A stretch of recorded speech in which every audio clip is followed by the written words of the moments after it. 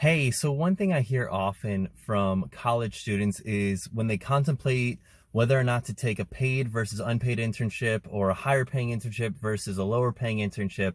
And I think one of the most important factors that you should consider if you are a college student considering what type of opportunity you should pursue is where do you see the future of work and where do you want to take your own career path? I mean, if you want to get into sales or something like that, and you think to yourself, well, I could get paid a little bit more to sell this type of stuff, but I'm not really passionate about it.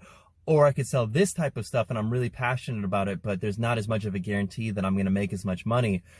My my mentality is to take the lower paying job if it means getting more relevant experience that you're more passionate about, because that experience is way more valuable than I guess the prodigal amount of money that you might make. I watched a Gary Vaynerchuk video that essentially mentioned a very similar sentiment. It might be an unpopular position, but my argument is that the prodigal amount of the amount of money you might make, like the few bucks an hour that you might make more from one internship versus another, or versus one internship, a paid internship versus an unpaid internship, really like comes out in the wash in the grand scheme of things, like when you look at your life and looking back at your career.